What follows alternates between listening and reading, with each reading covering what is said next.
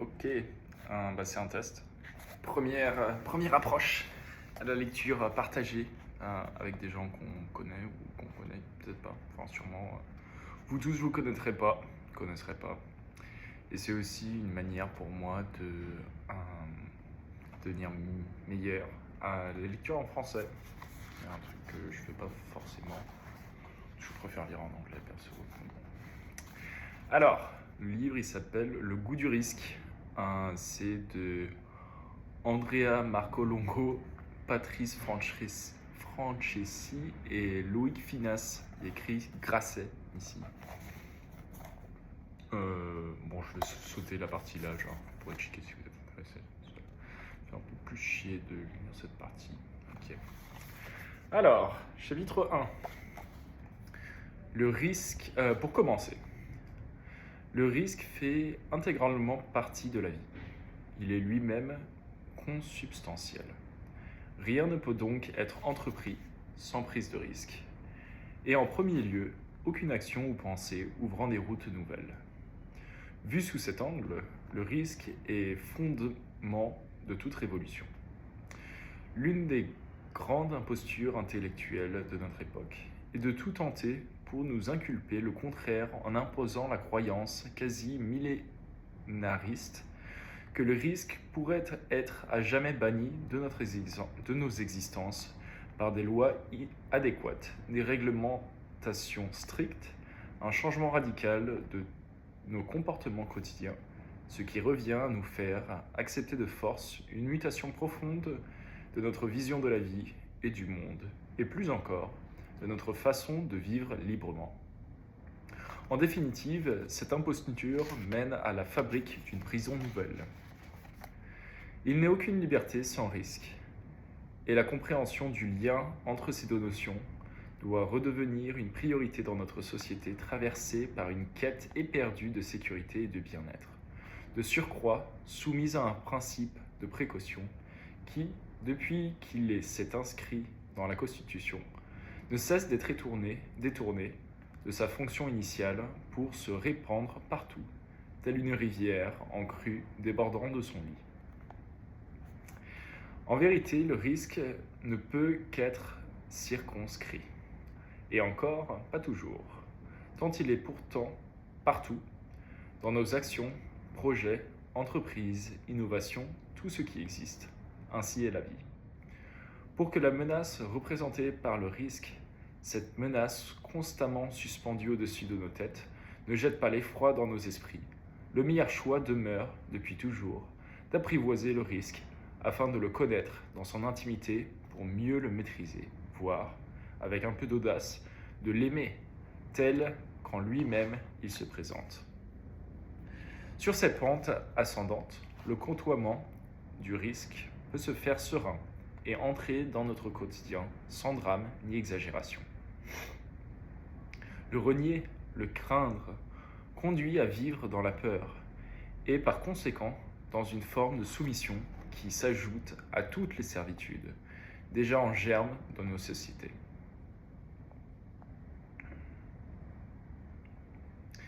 Nous devons faire du risque notre propriété et cela accomplit le considérer comme l'un des compagnons de voyage de notre existence puisque, quoi que nous fassions, il nous escortera jusqu'au bout de notre route, ne nous quittant qu'à l'instant de notre dernier souffle. Notre liberté sera à proportion de ce compagnonnage volontaire. Notre liberté sera à proportion de ce compagnonnage volontaire. Nul ne pourra jamais prévoir ce qui n'est pas encore connu, et cette première évidence exprime déjà ce qu'est le risque dans son essence, une confrontation avec l'inconnu qui nous guette derrière chaque seconde qui s'écoule, une confrontation avec les mystères que contient cet inconnu. Considérer le risque comme un facteur de joie plutôt qu'une source d'angoisse est le seul remède à notre portée pour n'en être pas troublé. Alors il devient possible d'aimer l'incertitude de ce qui nous arrivera et nous surprendra. En définitive, non subir l'inconnu où mène le risque, mais le souhaiter. Ainsi peut se préserver une part de notre bonheur. Le risque est une affaire complexe et possède une infinité de formes. D'un point de vue pratique, dans nos vies de tous les jours, il arrive souvent que ce qui paraissait sans risque à un moment donné se relève empli de périls par la suite. Notre histoire récente est jalonnée d'experts qui, pour éviter tel ou tel risque, nous ont proposé des solutions devenues longtemps après d'une toxicité que nul n'avait anticipée. Ainsi, de l'amiante, du diesel, du plastique, des biocarburants, la liste n'est pas exhaustive. Toutes ces inventions qui semblaient parfaites à l'origine et sincèrement mises en œuvre pour notre bien, regorgeaient de malheurs invisibles dont nous avons payé plus tard le prix fort. Pire, même s'il se trouve un esprit clairvoyant pour analyser correctement un risque à venir, la résolution de ce dernier peut se trouver hors de sa portée, d'un point de vue financier ou envisageable pour des raisons sociales, voire politiques. On mesure alors son impuissance face au monde extérieur. Aujourd'hui, pour anticiper le risque, nous aimons modéliser tout ce qui peut l'être grâce aux extraordinaires performances des technologies modernes. Le plus souvent, nous suivons à la lettre ce que leurs outils pronostiquent et nous voilà rassurés. Pourtant, notre confiance aveugle dans la capacité de ces machines à la puissance de calcul sans cesse multipliée. Notre foi sans faille vis-à-vis de leurs algorithmes et de leur intelligence artificielle pour prédire nos lendemains en fonction des paramètres que nous leur présentons devrait avoir des limites. Ces modèles ne sont pas moins susceptibles d'erreurs que les experts. L'encadrement normatif dans l'ensemble de nos activités est l'autre manière choisie par notre modernité pour éliminer le risque de nos vies. La production incessante de normes et de procédures souvent complexes et tatillonnes a envahi l'intégralité de nos existences dans un foisonnement semblable à celui d'une forêt tropicale. Et s'est introduit dans les moindres détails de nos vies privées, toujours avec la louable intention de nous protéger de nous-mêmes. Il en résulte un contrôle de nos vies de plus en plus carcéral et une infantilisation des citoyens jamais vus dans notre histoire. Chacun peut en faire l'expérience quotidienne. Je pense qu'on a tous fait. Cette production normative que rien ni personne ne semble pouvoir s'arrêter s'accompagne d'une judiciarisation croissante des problèmes que ces normes ne parviennent pas à résoudre. Ce phénomène mortifère qui cherche à imposer partout une sécurité absolue et punit tout responsable humain qui y fait défaut ou, pire, y contrevient volontairement, jette dans le désarroi de nombreux décideurs, décourageant leur initiative ultérieure, les poussant au renoncement. En ce sens, tout est tiré vers le bas. N'hésitant jamais à dépasser son rôle premier, cette juridiction du moindre événement malheureux se donne pour fonction de perfectionner à l'infini les normes qui n'ont pas fonctionné. Elle le fait par réaction à ces événements ou par anticipation de ceux qui pourraient y survenir. Elle le fait par réaction à ces événements ou par anticipation de ceux qui pourraient survenir. Si une activité quelconque provoque un accident, c'est non seulement les normes encadrant cette activité qui sont automatiquement renforcées, mais également celles de toutes les activités pouvant lui être assimilées, même si leurs conditions de mise en œuvre sont différentes. Si la prudence demeure une vertu, son excès se fait un poison. Style à la phrase. Tout cela transforme peu à peu notre univers en prison à ciel ouvert, et il est à craindre que nous n'allions toujours plus loin. Le refus du risque, accompagné de cet emballage normatif et juridique inégalé dans l'histoire occidentale, contamine jusqu'à la fonction militaire, par essence, emplie de risques consentis par ceux qui l'exercent.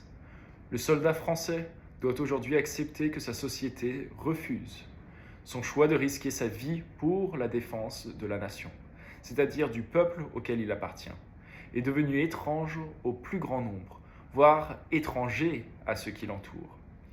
Il se retrouve ainsi isolé et souvent incompris des siens. Le soldat vit cet état de fait et l'abaissement de toute transcendance qu'il traduit, ainsi que le renoncement de la majorité d'entre nous à vouloir servir quelque chose de plus grand que soi, comme une fracture intime.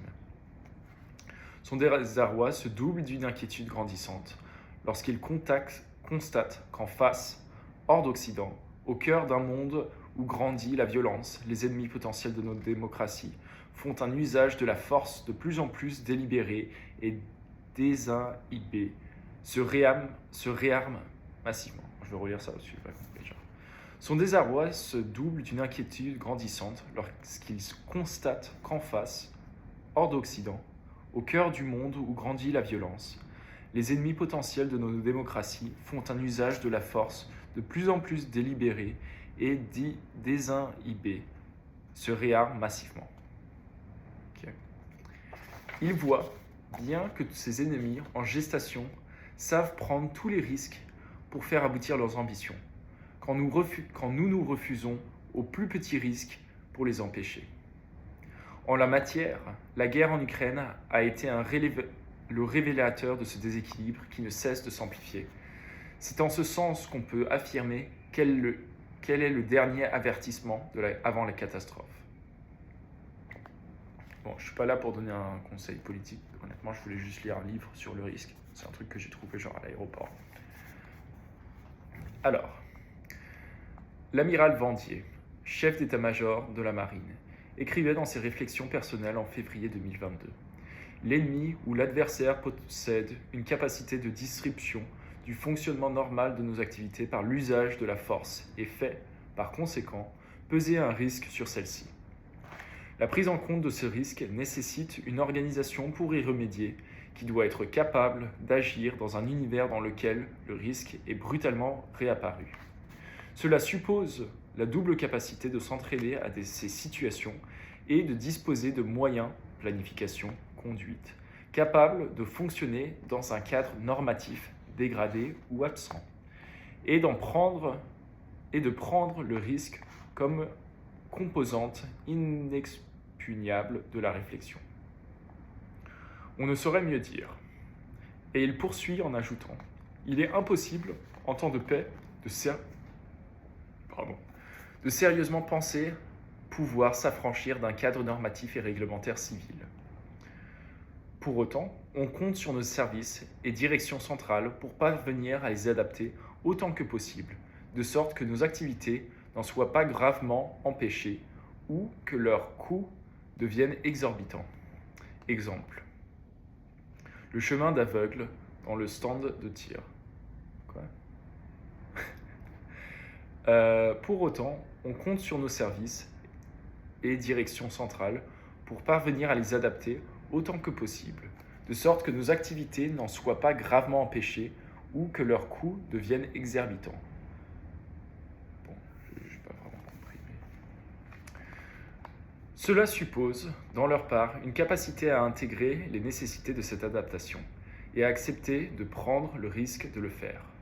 Il faut cultiver une capacité à s'affranchir partiellement, dans ce cadre, dès lors que la situation l'impose. Il s'agit de prendre un maximum de risques avec un maximum de précautions. R. Kipling.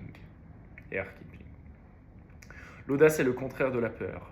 C'est une hardiesse qui ne connaît ni obstacle ni limite.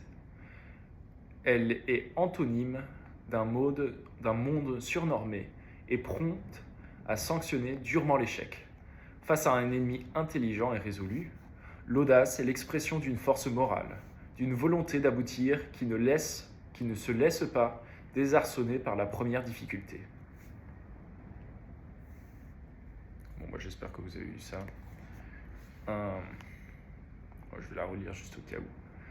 Le téléphone il est à 10%. Face à un ennemi intelligent et résolu, l'audace est l'expression d'une force morale, d'une volonté d'aboutir qui ne se laisse pas désarçonner par la première difficulté. Elle n'exclut nullement dans son expression le calcul du risque, ni la question de la sécurité, qui peuvent être mobilisés pour obtenir le succès. Les problèmes auxquels sont confrontés nos soldats vis-à-vis des normes de sécurité qui leur sont imposées pour éviter tout risque ne sont que le reflet de ce qui nous arrive à tous. Une forme de cauchemar civilisationnel, tant tout cela rompt avec ce que nous avons su être. D'une manière ou d'une autre, il nous faut revoir de fond en comble la façon dont nous appréhendons le risque dans nos sociétés occidentales post-héroïques. Il en va de beaucoup pour nos libertés. Les pages qui suivent ne sont en aucun cas un essai sur la notion du risque, une thèse ou quelque chose d'approchant cherche à l'exhaustivité d'un essai académique. Putain, c'est hardcore ce truc, genre, c'est très compliqué à lire. Elles se veulent tout autre chose. Une charge sans concession contre l'air du temps qui fait du risque un ennemi à fuir en toutes circonstances. Par là même, nous assumons une forme d'éloge du risque, tant ces vertus nous semblent plus que jamais nécessaires pour que nous puissions tous ensemble continuer à exister tels qu'en nous-mêmes. Ouais. Bon, on va lire l'autre chapitre. On espère que ça va pas être aussi compliqué que le premier. On a pour une dizaine de pages. Et après, je vais arrêter cette vidéo et peut-être je recommencerai demain, ou peut-être pas. J'avais envie de le faire. Chapitre 2. J'ai un message de ma MIF. Les plus beaux risques, le plus beau des risques, la liberté. Ouais, c'est pas faux là. Là au moins c'est clair et net, pas comme les autres phrases d'avant. En ces temps post-héroïques de l'Occident, deux principes existentiels et antinomiques, aussi anciens que l'humanité, continuent de s'opposer, mais avec une hargne jadis ignorée. Tels des boxeurs devenus ennemis mortels, ces deux principes s'affrontent sur le grand ring de la vie avec une violence qui traverse désormais toute la société pour la fracturer. Les supporters suivent le match avec acrimonie, ne cessant de s'invectiver, tant la peur d'un renvoie à la crainte des autres. D'un côté, les tenants du primat de la sécurité sur toute autre condition. De l'autre, les partisans de la liberté comme une valeur suprême. Pour les premiers, rien ne vaut une vie totalement assurée, où tout risque a été terrassé, et peu importe si la liberté en pâtit. Pour les seconds, une vie ne vaut rien si elle n'a pas vécu dans une entière liberté. Et tant pis si une sécurité moindre est le prix à payer.